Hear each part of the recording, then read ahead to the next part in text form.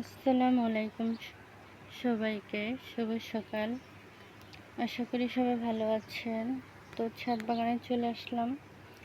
ভালো লাগলে সবাই সাবস্ক্রাইব করে পাশে থাকবেন।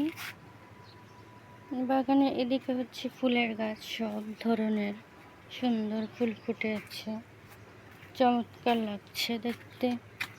সকালবেলা প্রকৃতির মাঝে আসলে তো খুবই ভালো লাগে, আর সেরকম সুন্দর ফুল দেখলে তো আরও বেশি ভালো লাগে।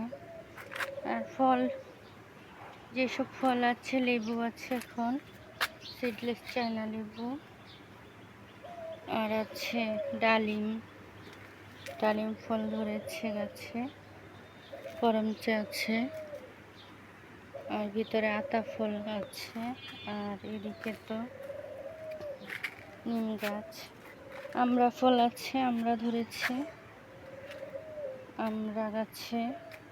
আর এদিকে শাকসবজি, ফলমূল। সকালবেলা আসলে হয় কি যে সকালবেলা খুব পোকামাকড় থাকে আর প্রজাপতি থাকে। আর এদিকে তো বরবটি ধরেছে, সুন্দর গাছ ভরা বরবটি ঝুলে আছে। তারপরে এদিকেও গাছপালা, ফুল ফল, শাকসবজি হয়ে আছে।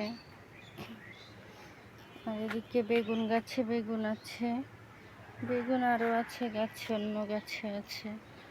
তো এদিকে হচ্ছে পেয়ারা গাছ, নানান রকম গাছ। এদিকে বিলম্বু ফল, তারপরে যে লেবু, লেবু গাছে লেবু অনেক হয়েছে মাশাআল্লাহ। কচু শাক, তারপরে কামরাঙ্গা গাছ এদিকে আছে। এই যে সুন্দর ফুল, কাঠগোলাপ। আর সবজি গাছ তো অনেক আছে, ধুন্দুল, বরবটি, বেগুন, তারপরে আছে ঝিঙা, চিচিঙ্গা, শসা আর বীজ লাগিয়েছি। তো এদিকে হচ্ছে সবজি গাছ, সেই সাথে পুঁই শাক, পুঁই শাক আছে, কচু শাক আছে। তো বাগানে ঠিকমতো পানি দিতে হয়, যে গাছের গোড়া শুকনা, পানি না দিলে গাছগুলো একদমই শুকিয়ে যায়। তখন পানি দিব গাছে। এদিকে পুঁই শাক আছে, গাছের গোড়ায় পানি দিলে গাছগুলো আবার সুন্দর হয়ে যাবে।